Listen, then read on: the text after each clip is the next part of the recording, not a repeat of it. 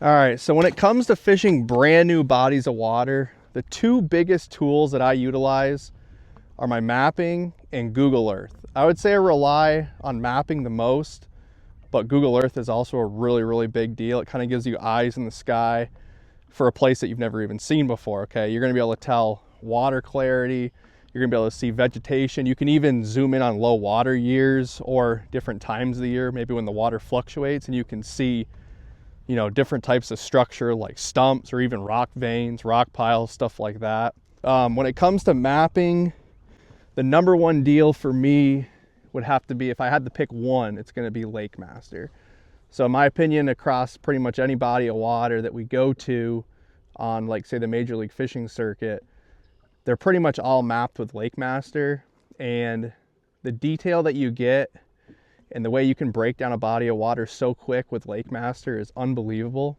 For somebody like myself, I live in the extreme northern part of the country, and I am, you know, 12 to 20 hours away from most of the bodies of water down south that I'm fishing. So I don't have the ability to just drive over there for the weekend and like see the body of water. So I rely so heavily on a lot of map study and Google Earth way before the tournament even starts. I would say like I start to really look at it a lot like right before the tournament, say like a week or two before the tournament starts.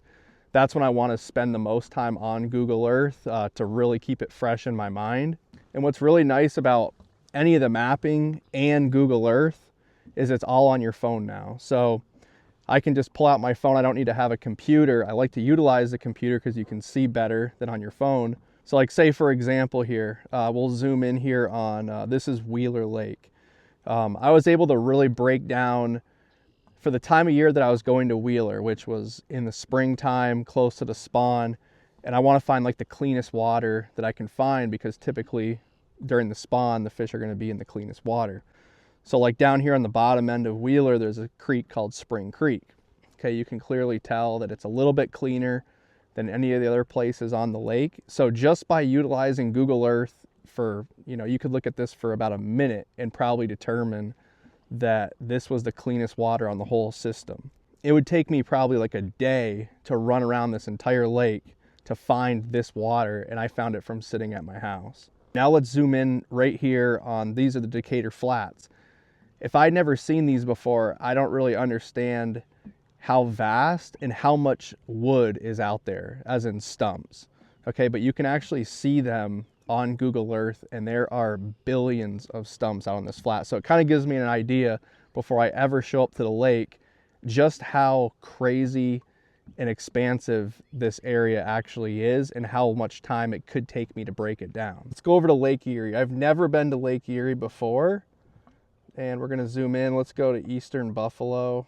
And I've really never looked at the map of Lake Erie, but this is just how good this Humminbird, like this is a VX chip inside here, and how quick you can kind of find like little places that were probably so sneaky that nobody could ever find in the past. It used to take years probably to find stuff like this, but like all the way out here, I just know based on how the Great Lakes fish, the current flows west to east here.